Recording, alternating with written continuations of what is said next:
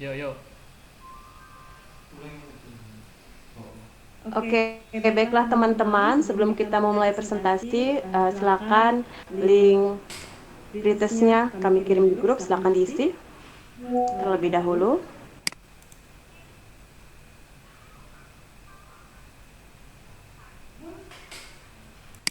Baiklah, jika sudah, kami akan memulaikan presentasi kami. Assalamualaikum warahmatullahi wabarakatuh. Shalom, salam sejahtera untuk kita semua. Terlebih dahulu, saya ingin menyampaikan terima kasih atas kesempatan kali ini untuk berbagi hasil kerja kelompok kami. Nah, sebelum memulai, izinkan saya untuk memperkenalkan diri dan anggota kelompok kami. Saya Edita Chelsea akan menjadi moderator dan pembicara pertama. Kemudian ada anggota kelompok kami, yaitu Cahyani Putri sebagai pembicara kedua, Paulus Kindi sebagai pembicara ketiga, Octavia Maharani sebagai pembicara keempat, Nurul Hafizah sebagai pembicara kelima, dan Junita Anggeliani sebagai pembicara terakhir. Oke, baiklah teman-teman, sebelum kami melangkah ke dalam materi, ada beberapa konsep penting yang ingin kami jelaskan. Yang pertama ada hubungan antara teks dan konteks, kemudian ada fungsi dan konteks situasi, tenor wacana, mode wacana, konteks budaya, dan genre. Baik teman-teman, dengan memahami konsep ini, kami yakin presentasi kami akan menjadi lebih baik, terstruktur, dan informatif. Anjay. Keren keren. Baiklah, langsung saja kita mulai presentasi hari ini. Silakan disimak baik-baik. Nah, teman-teman, di bagian pertama saya akan menjelaskan tentang apa itu teks dan apa itu konteks, dan bagaimana sih hubungannya. Teks adalah serangkaian kata atau kumpulan kata yang membentuk makna dan digunakan dalam bahasa. Nah, sedangkan konteks mengacu pada situasi atau dapat dikatakan latar belakang di mana teks tersebut digunakan untuk dipahami. Nah, dalam sistemik fungsional linguistik, teks dianggap sebagai unit dasar yang sangat penting, yang paling penting dibandingkan dengan hanya satu kalimat. Setiap teks, baik itu teks dalam bentuk lisan ataupun tulisan, memiliki fungsi dalam situasi atau konteks tertentu. Nah, ini berarti teks tidak hanya ada sebagai kumpulan kata, tetapi juga beroperasi dalam konteks tertentu. Nah, konteks ini mencakup aspek sosial, semantik, dan tekstual yang membentuk sistem semantik yang memungkinkan teks untuk diciptakan dan dipahami dengan benar. Nah, teman-teman, kira-kira apa sih hubungan teks dan konteks? Nah, di sini teks dan konteks itu seperti dua teman yang tidak bisa dipisahkan. Ketika kita ingin mengerti pesan dengan baik, teks di sini adalah kata-kata atau simbol yang kita baca atau kita dengar. Nah, sementara konteks adalah situasi atau latar belakang di mana kata-kata tersebut digunakan. Nah, konteks memberikan kita informasi tambahan tentang siapa yang berbicara, kepada siapa, mengapa, di mana, dan kapan. Tanpa konteks yang jelas, kita mungkin salah mengerti pesan yang akan disampaikan seseorang. Misalnya, kata-kata yang sama bisa memiliki makna yang berbeda, tergantung pada siapa yang mengucapnya dan di mana. Jadi, dengan memperhatikan baik teks dan konteksnya, kita bisa lebih paham dan menghargai pesan yang ingin disampaikan. Nah, sampai di sini penyampaian dari saya. Akan dilanjutkan oleh pembicara kedua, yaitu Cahyani. Waktu dan tempat saya persilakan.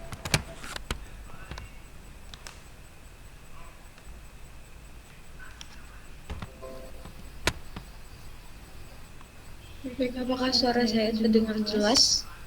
Jelas. Jelas. Nah, jadi sebelumnya saya memperkenalkan terlebih dahulu, saya Cahyani Putri dan akan menjelaskan materi lanjutan dari hubungan antara teks dan konteks. Nah, di sini saya akan menjelaskan tentang poin dari fungsi dari hubungan teks dan konteks. Dalam SF, dalam sistemik fungsional linguistik, teks merupakan unit bahasa yang memiliki struktur dan makna, dan untuk konteks sendiri merupakan situasi di mana teks tersebut dihasilkan atau digunakan. Nah, untuk konteks di sini dia berfungsi untuk membantu memahami makna dari suatu teks yang kita baca. Nah, sedangkan untuk sebuah teks sendiri, secara mendalam teks berfungsi untuk menyampaikan informasi yang relevan dengan konteksnya. Selanjutnya, kita lanjut kepada konteks situasi. Nah, pertama-tama kita akan menjelaskan tentang bidang wacana dari konteks situasi. File of discourse atau bidang wacana ini, dia mengacu kepada pengalaman yang relevan terhadap teks atau wawancara tertentu atau wacana tertentu. Jadi di sini file of discourse mengacu kepada topik, subjek, atau topik yang sedang dibicarakan atau yang sedang dibaca dalam sebuah teks, dan membantu untuk memahami konteks yang lebih luas terhadap sebuah teks, serta melengkapi informasi yang ditulis di dalam sebuah teks. Mungkin itu saja materi yang dapat saya sampaikan. Selanjutnya saya kembalikan ke moderator. Baiklah, terima kasih Cahyani. Dan sekarang ke materi selanjutnya di bagian 3 untuk pembicara ketiga, saya persilakan. Oke, baik, terima kasih moderator atas kesempatannya. Oke, perkenalkan dulu, nama saya Paulus Kindi. Ya, di sini saya akan membahas tentang the tenor of discourse. Nah, jadi dalam tenor of discourse ini artinya itu tentang wacana, tenor yang wacana atau merujuk pada hubungan antara pembicara dengan audiens, yang dimana itu maksudnya itu ketika kita berbicara itu misalnya tentang seperti ini ya, dalam kondisi suatu yang formal kita harus menggunakan retorika tradisional. Nah, kemudian dari tenor of discourse ini saya akan membahas dua hal. Yang pertama itu dalam retorika tradisional dan kemudian dalam retorika linguistik fungsional sistematik. Nah, jadi kedua ini memiliki perbedaan yang sedikit signifikan, tapi cukup harus dipahami. Oke, jadi yang pertama itu dalam retorika tradisional ya.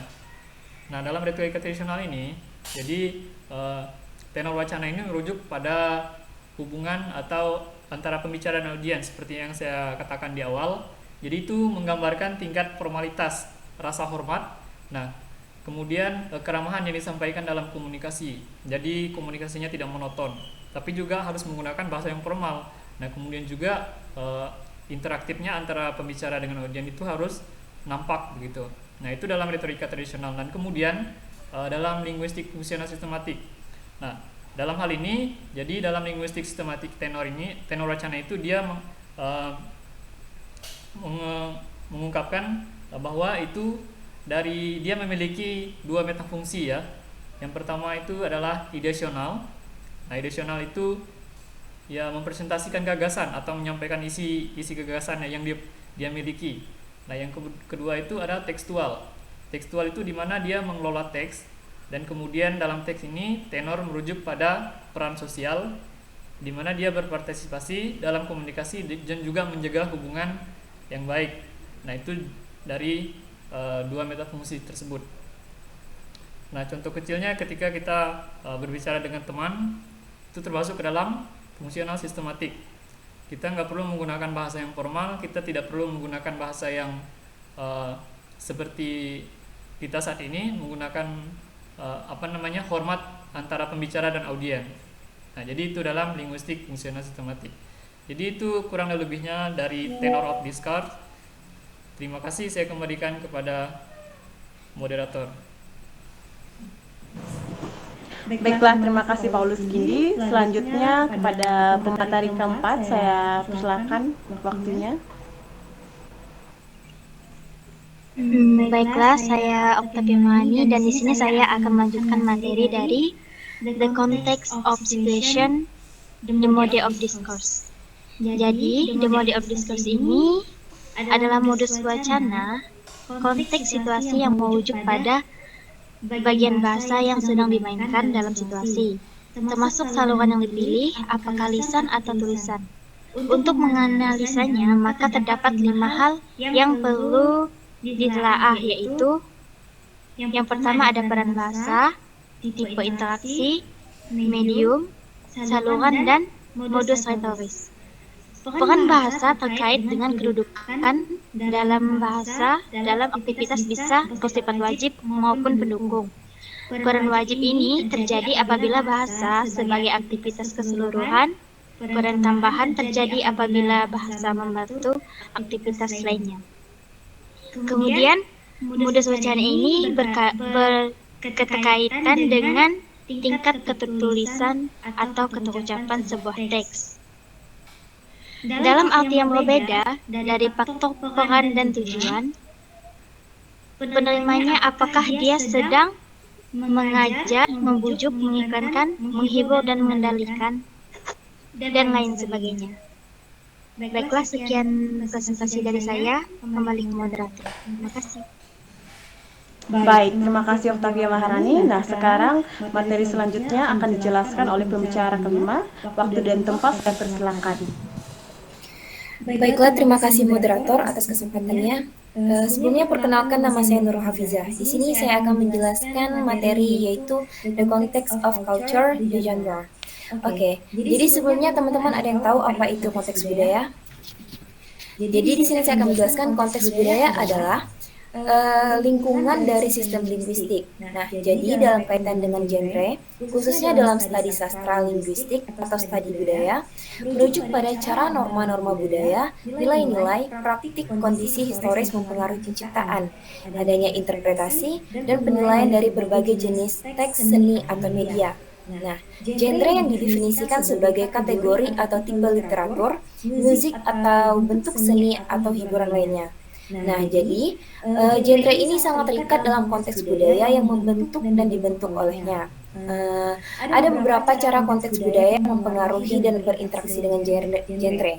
Yang pertama yaitu penciptaan dan evolusi genre. Di dalam penciptaan dan evolusi genre terdapat pengaruh budaya dan konteks historis. Yang kedua yaitu interpretasi dan penerimaan. Nah, di dalamnya yaitu ada kerangka budaya dan literasi budaya. Dan ketiga yaitu fungsi dan tujuan. Nah, di sini terdapat adanya peran budaya dan komentar sosial dan politik. Yang keempat yaitu konvensi genre dan inovasi. Di dalamnya ada konvensi, inovasi, dan hybridisasi.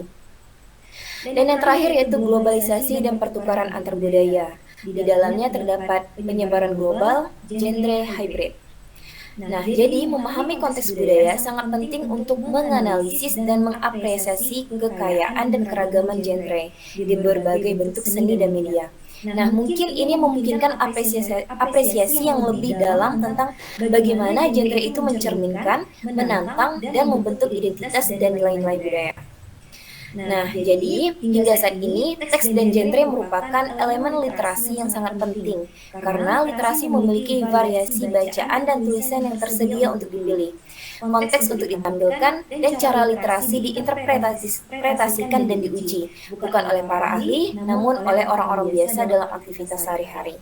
Nah, jadi genre termasuk di dalam aspek konteks budaya. Konteks budaya adalah lingkungan dari sistem linguistik. Jadi konteks budaya berkaitan dengan genre, di mana keduanya memiliki dampak pada teks dan menjadi dua dimensi atau ukuran variasi antara teks-teks. Nah, contohnya menurut Halliday tahun 1978, ketika seorang anak sedang belajar suatu bahasa, maka anak tersebut juga belajar melalui bahasa tersebut dengan menafsirkan suatu teks, tidak hanya dengan melihat konteks situasi, tetapi juga mencari relevansinya dengan konteks budaya. Baiklah, cukup sekian materi yang saya sampaikan dan selanjutnya kembali ke moderator. Terima kasih. Baik, terima kasih kepada Nurul Hafizah. Dan sekarang materi yang terakhir akan dijelaskan oleh pembicara kelima. Waktu dan tempat saya persilakan. Pembicara keenam nggak sih? Pit.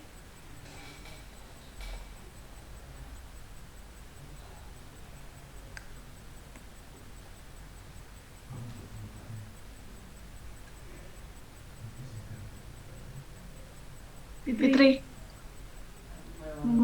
Bagian.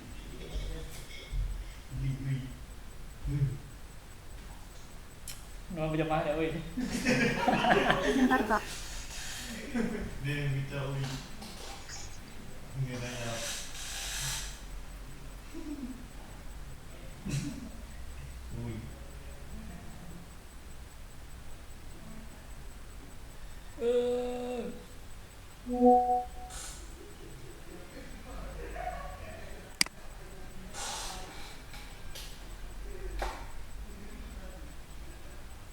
Langsung lewat covernya.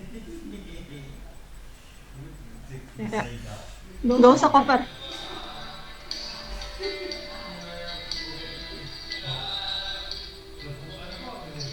Udah ya, mulai ya.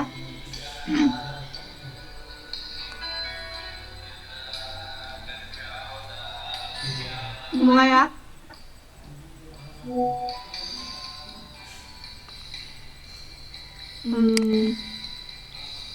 Selamat malam semuanya, nama saya Junita Anggiliani, saya presenter ke-6 dari kelompok 2 yang semulanya dari kelompok 4. Saya membawakan materi seputar tematik progression atau perkembangan tematik, yaitu sebuah konsep dalam linguistik yang berhubungan dengan pengorganisasian informasi dalam kalimat dan wacana. Ini mengacu pada bagaimana topik atau tema itu akan diperkenalkan, lalu dikembangkan, kemudian dipertahankan dalam teks secara keseluruhan. Dalam perkembangan tematik itu ada namanya theme and rem atau tema dan rema, yaitu di mana tema itu mengacu pada unsur kalimat yang menjadi permulaan atau titik tolak informasi selanjutnya. Di mana biasanya tema tersebut bisa berupa subjek, objek, atau unsur lain yang ditonjolkan dalam kalimat. Lalu sisa kalimat setelah tem yang memberikan informasi tambahan tentang atau menguraikan tema itu disebut rema. Next slide. Nah, dalam slide tersebut kalian bisa melihat contoh di mana ada kalimat my sister goes to her friend's house to play. Di situ my sister merupakan subjek atau objek yang sebagai objek yang diceritakan oleh penulisnya. Jadi my sister itu merupakan tema dan kalimat sisanya yang memberikan informasi disebut rima. Slide selanjutnya. Di dalam tematik progression itu terdapat pattern atau pola di mana ada reiteration yang mana dalam satu kalimat itu tema yang sama diulangi pada kalimat atau klausa yang berurutan. Lalu ada pula zigzag atau linear progression di mana dalam kalimat tersebut rima suatu klausa dijadikan tema di klausa berikutnya. Lalu ada pula multiple theme di mana dalam kalimat tersebut tema suatu klausa diperkenalkan beberapa informasi berbeda yang masing-masing kemudian diambil dan dijadikan tema pada klausa-klausa berikutnya. Adapun contohnya ada di slide selanjutnya. Slide selanjutnya, please.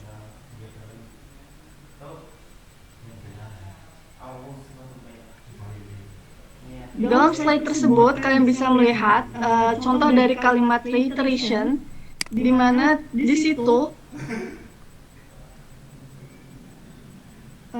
ada kalimat being a teacher offers an opportunity to make a better future for the people in this world. Lalu di klausa kedua ada it also offers freedom and great deal of variety. Dalam klausa pertama, tema dalam klausa pertama itu adalah being a teacher, yang kemudian diulang lagi menjadi di klausa kedua dalam bentuk it. Lalu ada pula zigzag atau linear, di mana kalimat tersebut, di mana rema berubah menjadi tema di klausa selanjutnya. Di mana kalimat di klausa pertama, the cat sat on the mat tersebut merupakan rema yang kemudian berubah menjadi tema di klausa selanjutnya, di mana the mat berubah menjadi the mat was soft dan selanjutnya. Lalu ada pula multiple theme, yang seperti saya jelaskan tadi, multiple theme itu adalah tema suatu klausa yang memperkenalkan beberapa informasi berbeda yang masing-masing kemudian diambil dan dijadikan tema pada klausa-klausa berikutnya. seperti kalimat tersebut, I believe people should become teachers for 3 reasons. Di situ, dalam klausa tersebut, people should become teachers for 3 reasons itu adalah tema, yang kemudian tema tersebut terbagi menjadi 3, di mana dia akan menjelaskan first sebagai tema, lalu being teacher as a noble profession sebagai informasi, lalu selanjutnya dijelaskan lagi second dan third dan seterusnya, dan hingga seterusnya untuk menyampaikan informasi dan tema dengan yang berbeda. Nah, slide selanjutnya.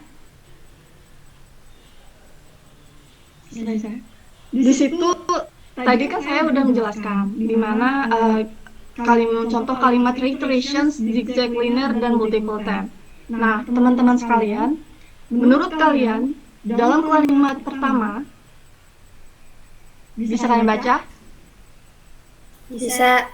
Nah, di situ dalam kalimat pertama, the weather outside was sunny and warm.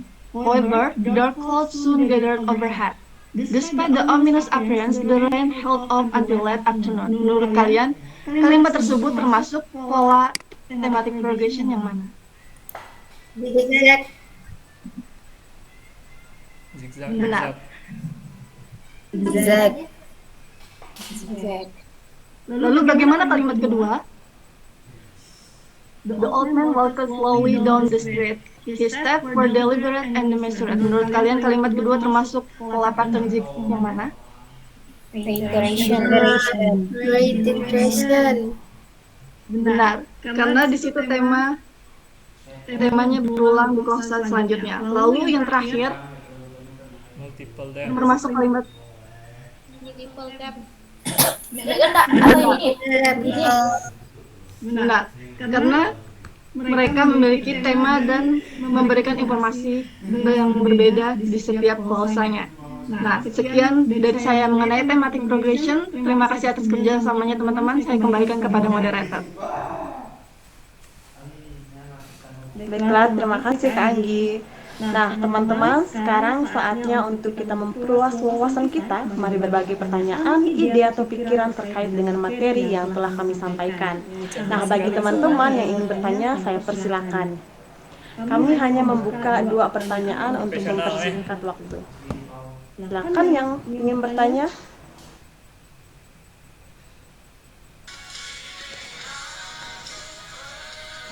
Mau bertanya, Kak. Oh, iya.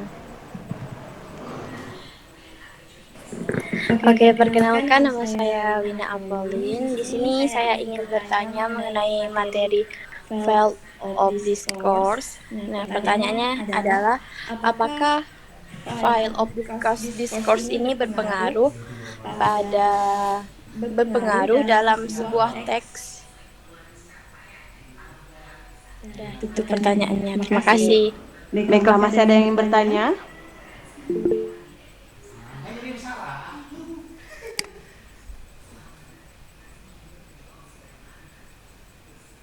Apakah masih ada yang ingin bertanya?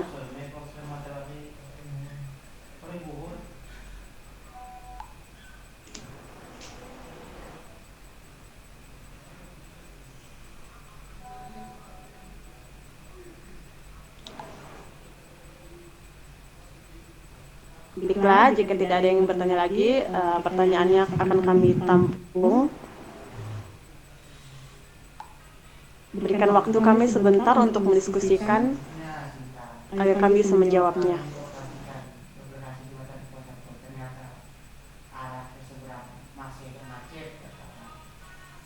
Seni iga abadian kan, kemudian kan? Jembatan Rai masjid. Ini bapak lampu mihak. Oh, Dia kan ada 4 kali giliran. Lampu sebelah kanan, atas, sebelah kiri. seni nya wajib piat mat. Oh, udah jepitnya kalau lampu merah cepat setnya. Udah anak itu. Saya menjawab. Oke, tadi kan pertanyaannya apakah Apakah Field of Discourse berpengaruh dalam sebuah teks ya? Nah, di sini jawabannya sangat berpengaruh karena field of discourse ini mempengaruhi pemilihan kata dalam suatu teks, struktur kalimatnya, dan fokus informasi tersebut kepada apa. Misal kita membahas tentang sesuatu, membahas tentang politik lah ya, kita membahas tentang politik. Nah, kita itu berfokus pada bidang itu saja, tentang membahas tentang politik saja, karena ini berkesinambungan dengan teks yang sedang dibicarakan atau sesuatu yang sedang diperbincangkan. Mungkin itu saja jawaban yang saya berikan, bisa diterima. Ya, bisa terima kasih. Sama. Bisa terima jawabannya.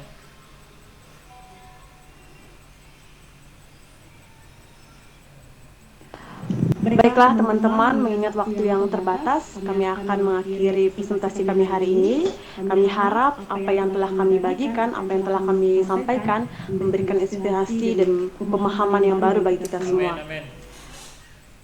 Nah, terima kasih atas perhatiannya dan partisipasinya. Semoga kita bisa mendapatkan manfaat dari presentasi hari ini.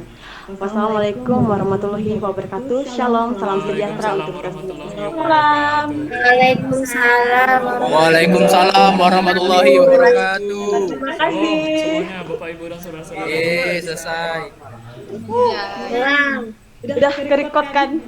Terhapus. Jangan ulang lagi. Ye ye ye.